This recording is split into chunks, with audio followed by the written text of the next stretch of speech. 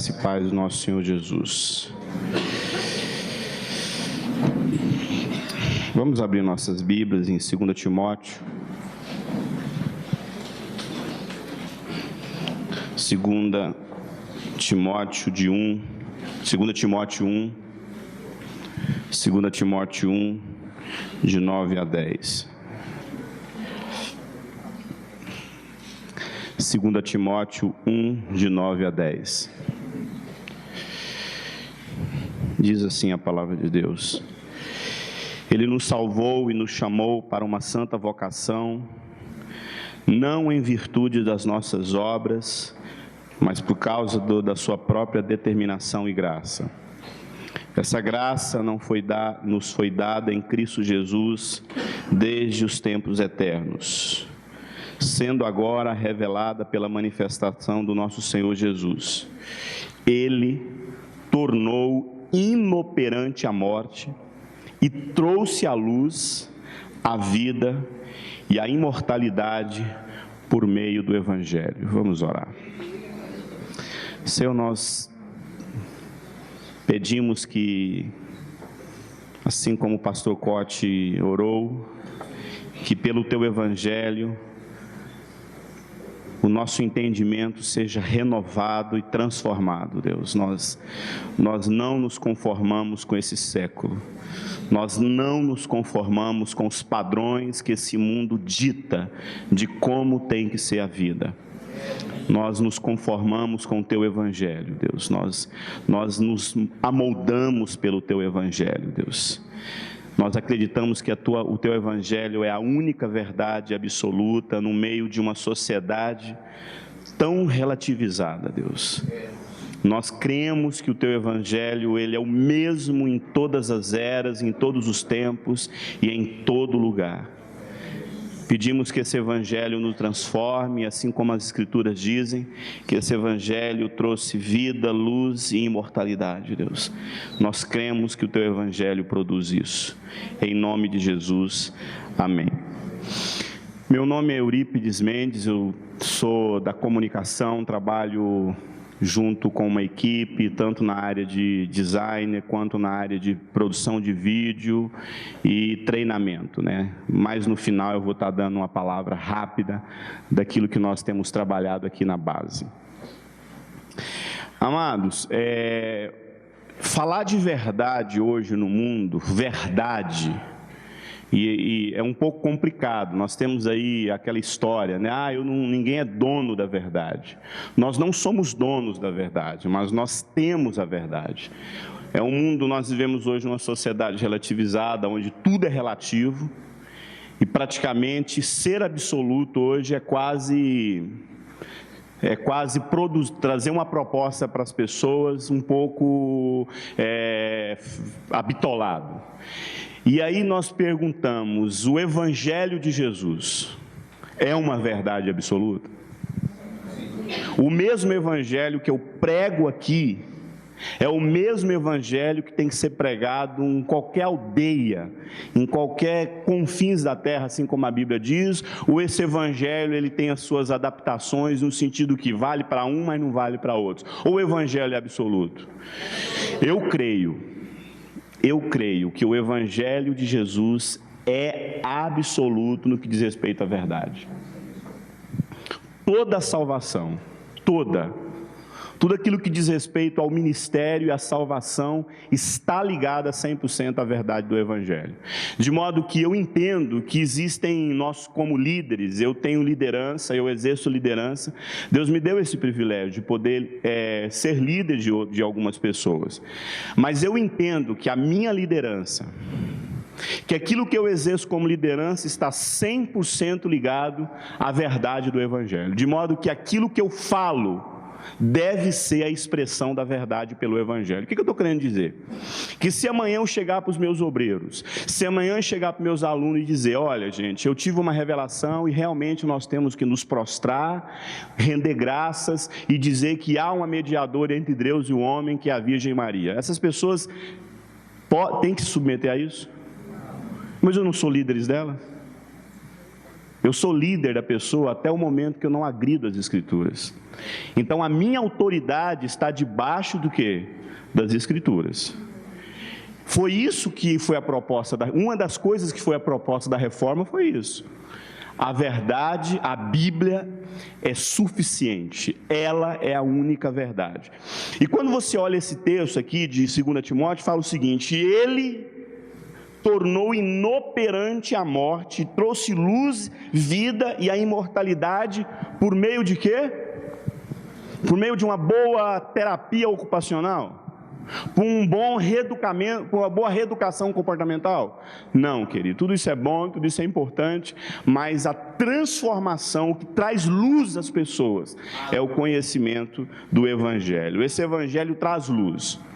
E eu creio que nesses dias que você está aqui, você tem recebido luz, você tem recebido dessa vida, e com certeza, esse Evangelho tem que trazer a imortalidade. O problema hoje, querido, e eu tenho conversado isso com algumas pessoas, até com o pastor Marcos, que trabalha aí na equipe da EFOL, e ele me usou uma expressão assim que eu estava buscando de Deus uma expressão. Porque só que eu tenho ouvido essa expressão, mas a gente usa essa expressão para outras coisas. A gente usa para obra social, para ajudar as pessoas, para produzir aquilo que a Andréa Vargas falou ontem aqui, que o Evangelho ele tem que alcançar o homem todo. É a proposta também do início da reforma, alcançando o homem todo e todo o homem. Eu entendo isso. E hoje existe uma palavra que fala do Evangelho integral, que é essa proposta de alcançar o homem num todo. Mas eu ouvi essa palavra, Evangelho integral, e isso se encaixou perfeitamente em alguma coisa que eu tenho refletido. Que nós hoje, querido, não sabemos, a maioria de nós não sabemos o que é o Evangelho. Por que tem tantos evangelhos hoje? O que é o Evangelho? Quando você lê esse texto que diz: ele tornou inoperante a morte, trouxe luz, vida e imortalidade, por meio do Evangelho. O que é o Evangelho para você? Pensa aí. Quando se fala do Evangelho que será pregado, o que é esse Evangelho? Gálatas 1, não há necessidade de você quiser anotar, Gálatas 1, 6 a 7 diz o seguinte: admiro de que vocês estejam abandonando tão rapidamente aquele que nos chamou pela graça de Cristo para seguirem outro evangelho, que na realidade não é evangelho. Aí Paulo chega a dizer no versículo 7 que na verdade não é, ele admite, não é evangelho. O que ocorre é que algumas pessoas estão deformando, perturbando, pervertendo o Evangelho de Cristo. Então, Paulo admite que essa verdade, que esse Evangelho, ele pode ser deformado. Ele pode ser agredido, ele pode ser, ele usa a expressão, pervertido. E o Evangelho é a verdade. Eu queria usar uma ilustração para você, o que eu percebo hoje, que é esse Evangelho que não é total. Cada um, hoje, pega um pedaço do Evangelho e cria toda uma estrutura ministerial em cima de uma parte do Evangelho, de modo que nós não temos, aí eu gostei da expressão que o pastor Marcos usou, do Evangelho integral. O Evangelho tem que ser integral. O Evangelho que nós pregamos, que nós vivemos, ele precisa, isso não é particularidade de pessoas que fazem seminários, de mestres, isso não é particularidade de pessoas que estudam a Bíblia. Você, como cristão, tem que conhecer a mensagem que você crê, numa totalidade, não é só um pedaço. Imagine que isso aqui seja verdade. Eu quero que você olhe para esse pedaço de papel e imagine que esse pedaço de papel seja verdade. Então você está olhando para quê? É verdade. Isso aqui é a verdade. Vamos usar um exemplo. Esse pedaço de papel é a verdade. Então eu olho para isso aqui, eu estou diante da verdade. Sabe o que nós fazemos? Nós pegamos a verdade e fragmentamos ela. Então, eu tenho vários fragmentos da verdade. Eu pergunto para você, com esse fragmento aqui, é confiável agora? Não. Está incompleto. Não é confiável. Mas não é, mas isso aqui não é parte da verdade? Você quer isso aqui? Não. Porque isso aqui não está completo. É a mesma coisa você falar assim, não, meu casamento, ele é verdadeiro, mas eu vivo ele em partes, em fragmentos. Isso é bom? Não é.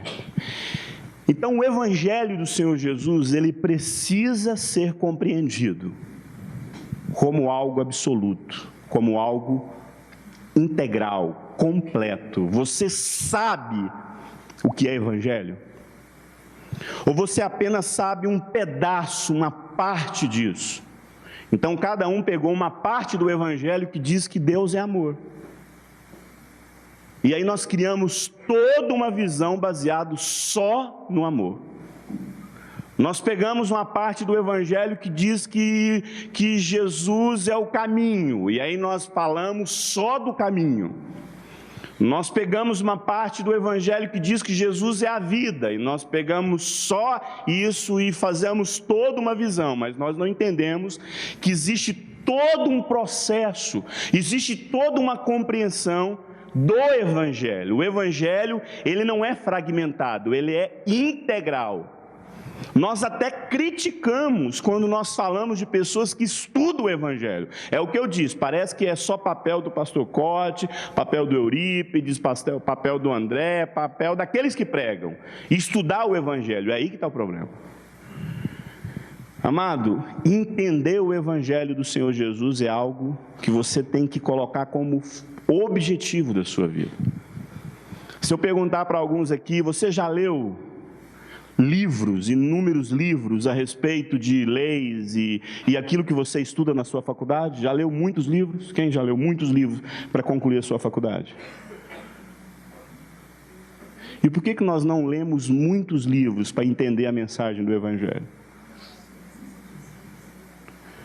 Porque o que nos motiva a dedicar? Não estou dizendo que nós não podemos fazer faculdade, não é isso que estou dizendo que nós dedicamos a nossa vida mais naquilo que não vão nos trazer nessa vida benefícios. Se eu pedir para você aqui levantar hoje 1h da madrugada e capinar um lote daquele ali durante a noite toda, você faz isso?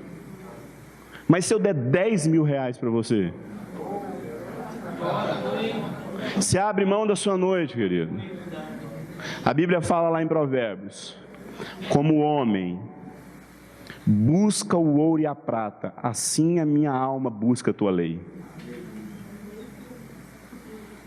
Então nós somos motivados naquilo que nos beneficia, mas no que diz respeito à verdade do Evangelho, nós não somos tão assim estimulados. Você sabe o que é o Evangelho? O que é o Evangelho? Não, eu conheço bem a música o último DVD agora do Thales, isso, sei todas. Não, eu entendo perfeitamente qual que é a última estratégia para a gente romper. Mas e o Evangelho, você conhece? Abra sua Bíblia em Romanos 5, vamos ler esse texto aqui. Romanos 5.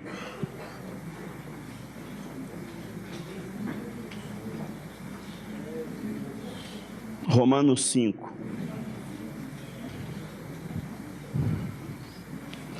de 1 a 12, Romanos 5, de 1 a 12, todos acharam?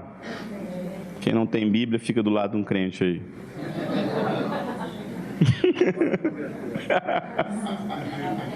Peguei no pé do mestre. Romanos 5, de 1 a 12. Assim diz a palavra. Eu leio e vocês me acompanhem.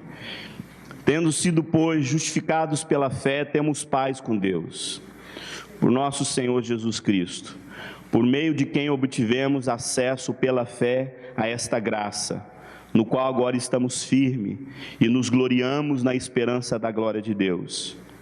Não só isso, mas também gloriamos nas tribulações, porque sabemos que a tribulação produz perseverança. Diga comigo, problema, dificuldade. É para me ensinar a perseverar. 4, a perseverança, um caráter aprovado. Estava conversando com o pastor José Maurício, como é difícil hoje as pessoas entenderem que os nossos problemas, 90%, tem a ver com o fato que nós estamos sendo provados por Deus. Para ver se os nossos relacionamentos, se as nossas convicções, se os nossos ministérios, se aquilo que eu firmo realmente está purificado, está provado e está aprovado diante de Deus. A esperança, a perseverança, um caráter aprovado, esperança. E a esperança não nos decepciona. Está aí, está explicado para você por que você vive decepcionado. Porque Deus derramou o seu amor em nossos corações, por meio do Espírito Santo que Ele nos concedeu. De fato, no devido tempo, quando ainda éramos fracos, Cristo morreu pelos ímpios. Diga comigo, Cristo morreu pelos ímpios. Dificilmente haverá alguém que morra por um justo. Embora pelo homem bom, talvez alguém tenha coragem de morrer. Mas Deus demonstra, Deus prova o seu amor por nós. Cristo morreu em nosso favor, quando ainda éramos pecadores. Como agora fomos justificados por seu sangue, muito mais ainda, por ele seremos salvos da ira de Deus. Diga comigo, salvos da ira de Deus. Se quando éramos inimigos de Deus, fomos reconciliados com Ele, mediante a morte do seu Filho, agora, quanto mais agora, tendo sido reconciliados, seremos salvos por sua vida. Não apenas isso, mas também nos gloriamos em Deus, por nosso Senhor Jesus Cristo, mediante a quem recebemos agora a reconciliação. Verso 12, portanto, da mesma forma como o pecado entrou no mundo por um homem, e pelo pecado a morte, assim também a morte veio, veio para todos os homens, porque todos pecaram. Cristo morreu em nosso favor quando ainda éramos pecadores. Esse texto contém todo o Evangelho de Jesus. Toda a proposta de Deus para o homem consta nesse texto. Eu chego a dizer que para mim é um dos textos mais importantes das Escrituras. Porque esse texto, ele trata de 3 pontos fundamentais na proposta do Evangelho. Quando eu pergunto para você, o que é Evangelho? Você sabe. Não, eu sei o que é ser evangélico. Eu sei que ser evangélico é ser isso, e a maioria de nós, desculpem falar, a maioria esmagadora de nós sabemos o que é ser evangélico.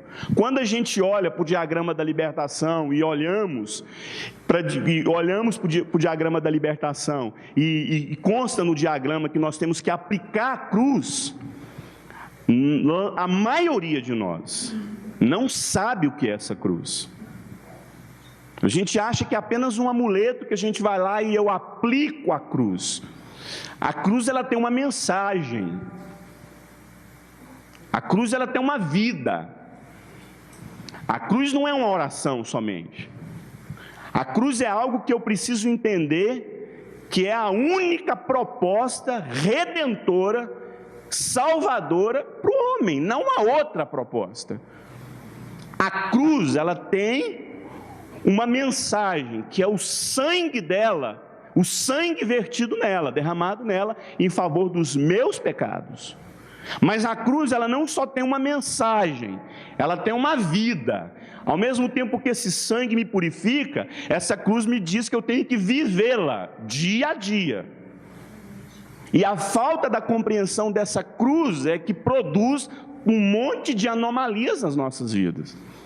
Nós não entendemos o que é essa cruz aplicada.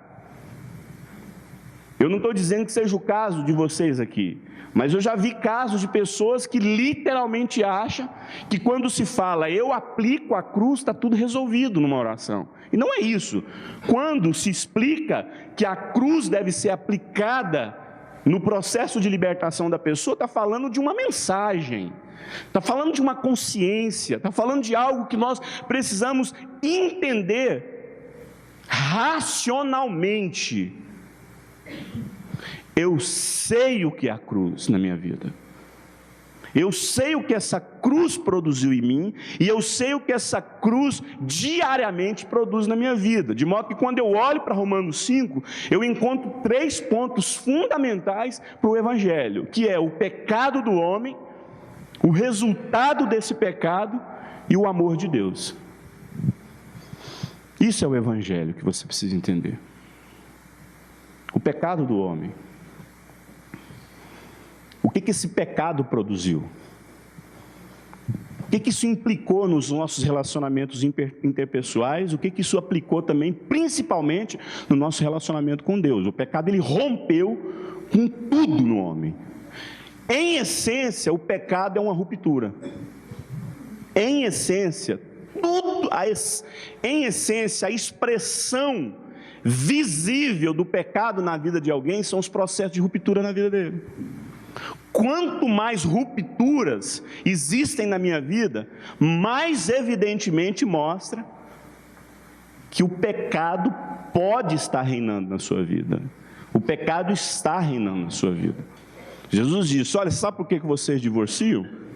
É pela dureza de coração de vocês. O Adão, quando ele peca ali, ele rompe com Deus, rompe com a esposa dele, rompe com o intelecto dele, rompe com a criação. É um processo inútil. Isso aí, se a gente for discutir aqui, é 2, 3 horas de ministração. Mas o pecado em si poderia ser traduzido por uma palavra chamada ruptura. Então o pecado, ele produz isso. Isso é o resultado do pecado. Mas nesse mesmo texto fala da postura que Deus tomou. O que foi que Deus fez em relação ao pecado? A cada dia que eu conheço mais um homem, menos eu creio nele. E a cada dia que eu conheço Deus, mais eu creio nele. Claro que eu não estou sendo assim tão radical como Thomas Kemp. Quem já leu as devocionais de Thomas Kemp, A Imitação de Cristo, ele escreveu lá no século XV, ele fala uma frase interessante. Interessante não, ele fala uma frase, eu não sou tão radical quanto ele fala assim: quanto mais vivo com os homens, menos homem quero ser. Quanto mais entre os homens eu estive, menos homem fiquei. Eu não estou sendo tão radical como Thomas Kemp. Eu acredito que os nossos relacionamentos estão fundamentalmente ligados ao nosso relacionamento com Deus. Eu tenho que viver, faz parte do processo de maturidade. Mas que nós precisamos entender que o homem não é confiável, o homem não é confiável. Jesus diz, a Bíblia fala, né? Você quer ser maldito? Confie em alguém. Maldito o homem que confia no seu próprio braço, confia no próximo. E o cerne do Evangelho, da proposta de Deus, em essência, confiar em Deus. Ele sabe o que ele está fazendo.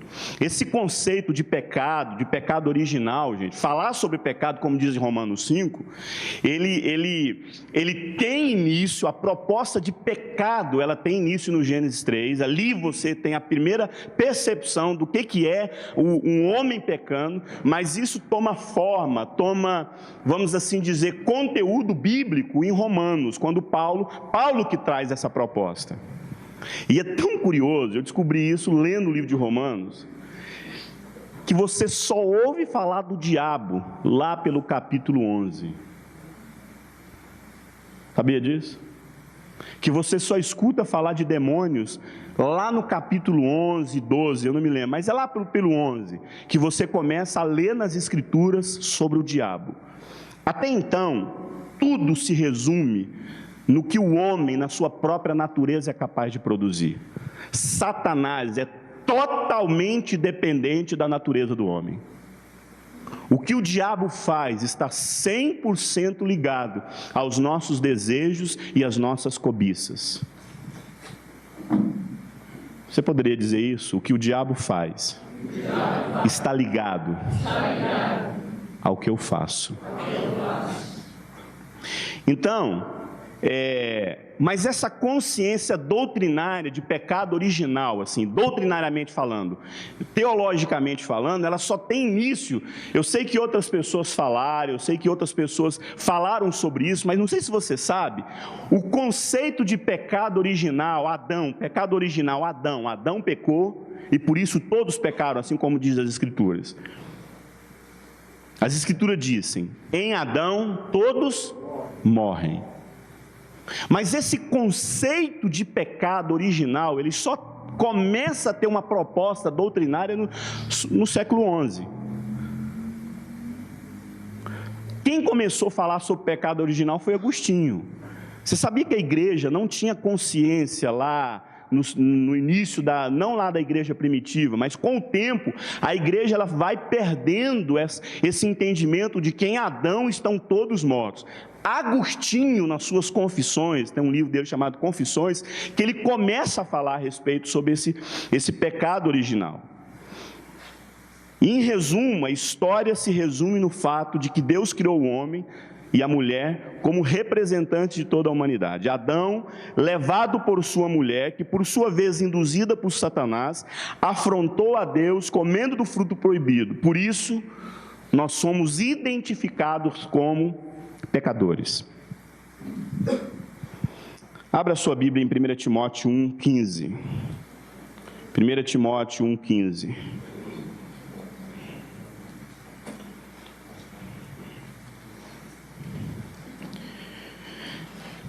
Olha o que Paulo fala.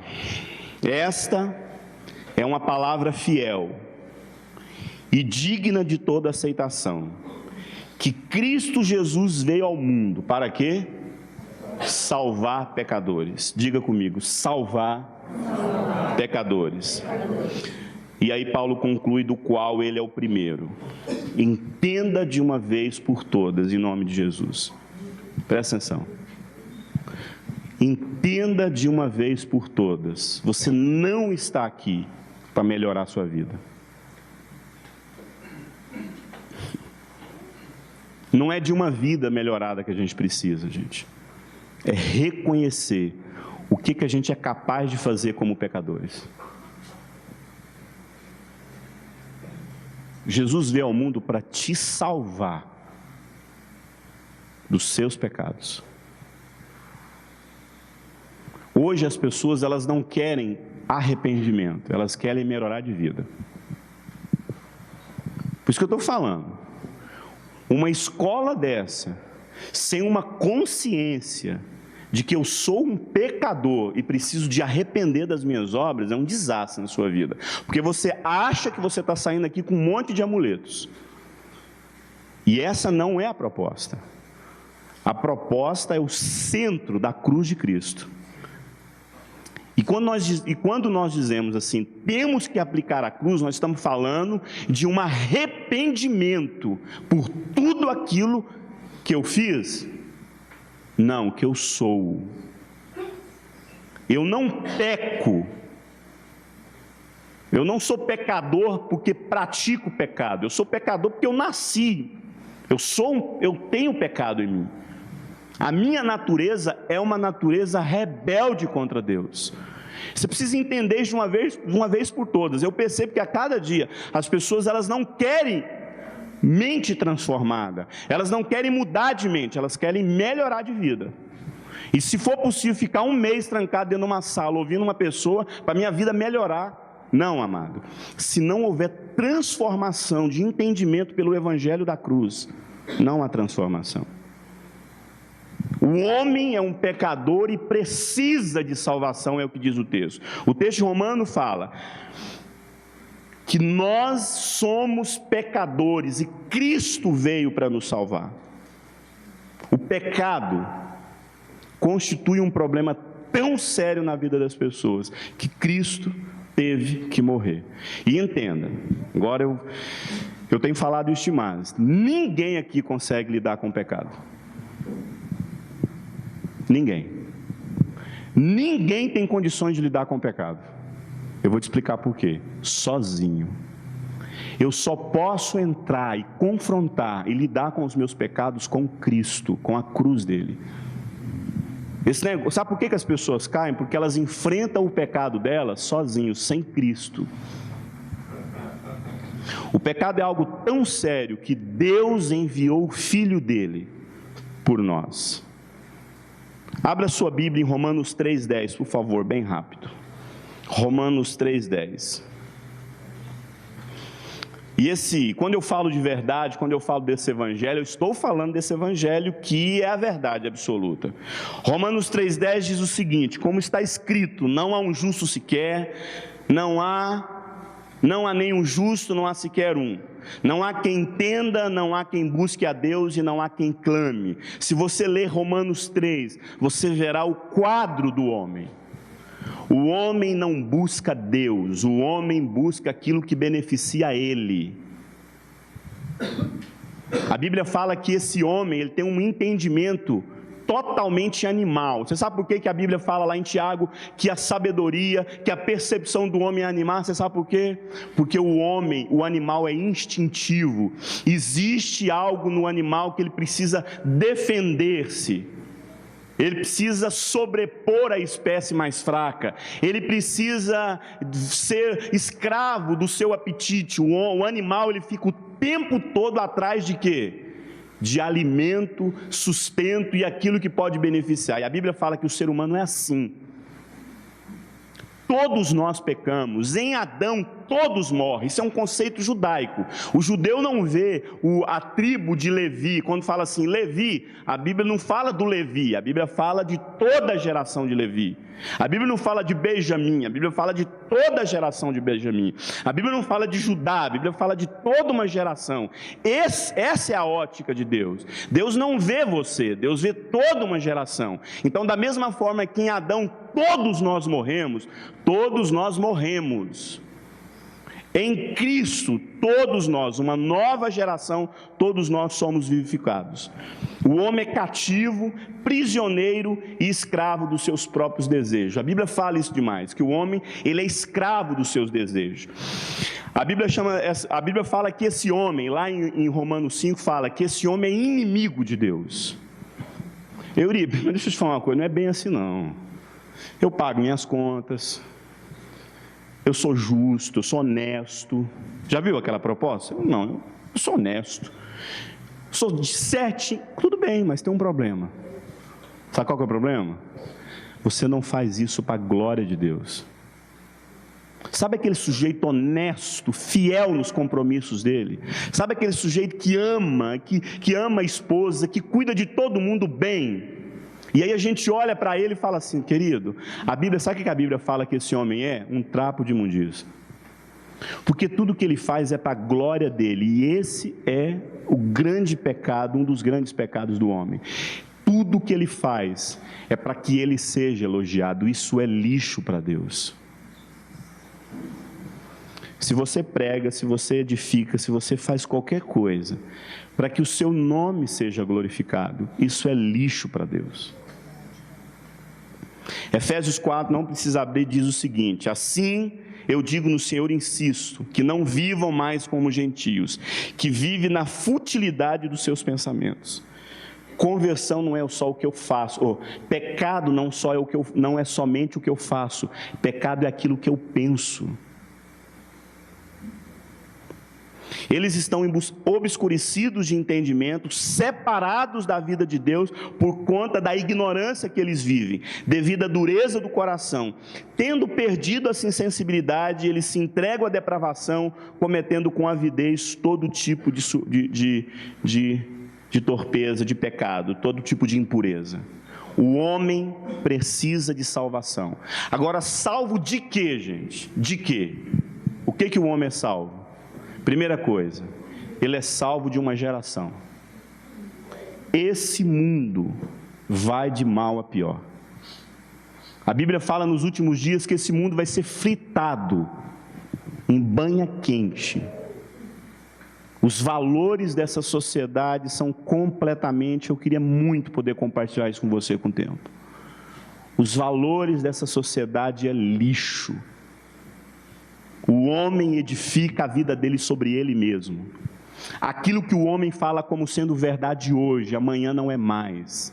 Aquilo que o homem defende como verdade, amanhã ele defende como mentira. E aquilo que o homem hoje defende como mentira, amanhã ele defende como verdade. Então a primeira coisa, o homem é salvo. É aquilo que Paulo falou. Cristo veio para salvar pecadores. Salvar de quê? Primeira coisa, dessa geração. Atos 2,40 fala isso. De tudo que o Espírito Santo dizia naquela época, se resumia numa única coisa: salvai-vos dessa geração. Outra coisa é que nós somos salvos de si mesmo, da nossa vaidade. 2 Timóteo fala isso, amantes de si mesmo. O ser humano se ama.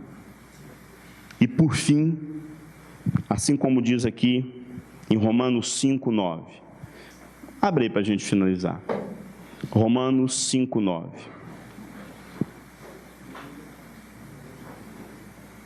Como agora fomos justificados do seu sangue, muito mais ainda, por meio dele, seremos salvos de quem, gente? Então vou te explicar uma coisa aqui em nome de Jesus. E o pessoal sabe disso, isso aqui é coisa para uma semana a gente conversar. Você sabe qual que é a maior salvação do homem? Ele é salvo de Deus. Você sabia disso? Por isso que eu falo que o evangelho está fragmentado. As pessoas não sabem disso. O homem se rebelou, afrontou, zombou de Deus. Deus é santo. Amado, eu fui curado quando eu conheci a faceta do caráter de Deus, que é o amor. Mas eu fui curado quando eu conheci que Deus não brinca com pecado.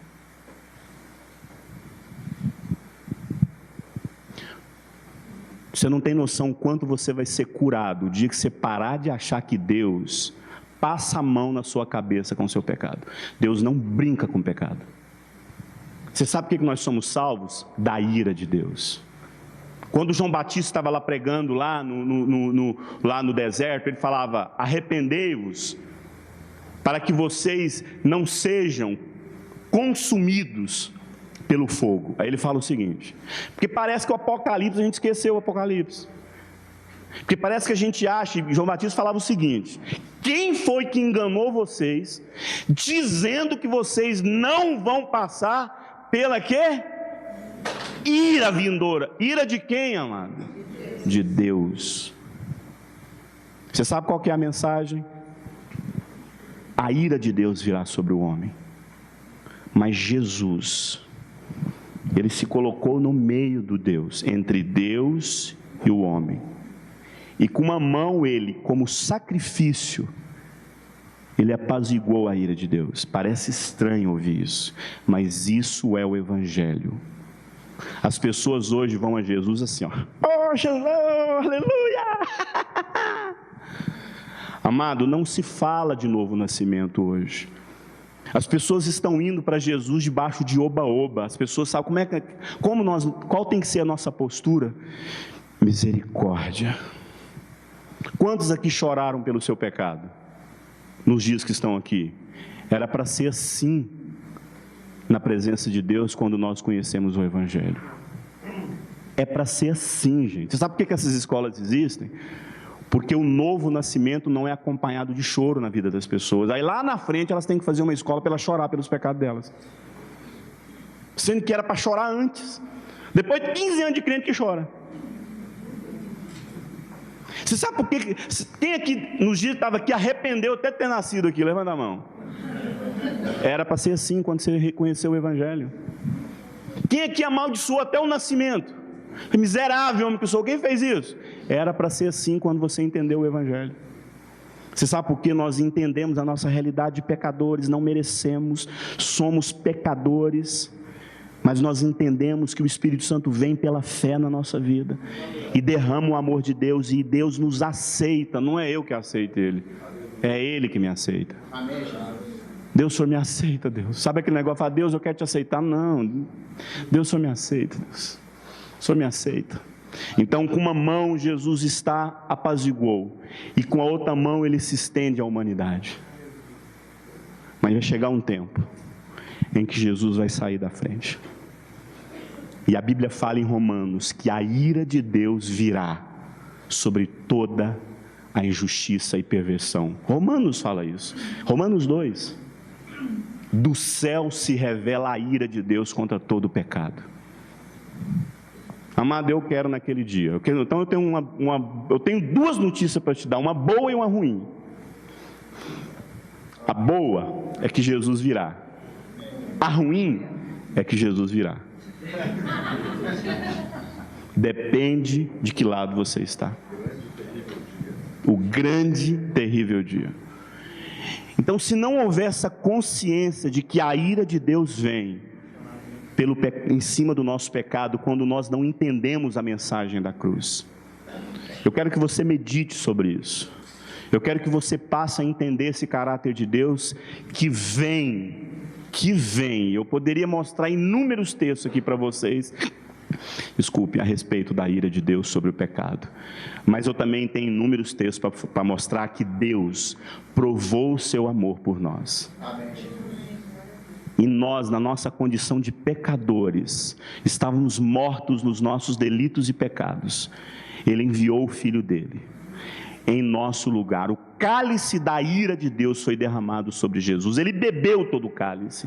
Alguém deveria morrer pelo pecado, e Jesus morreu no meu lugar. Mas ele não somente morreu a minha morte, mas ele viveu a minha vida. Ele tem essa vida para que eu possa viver.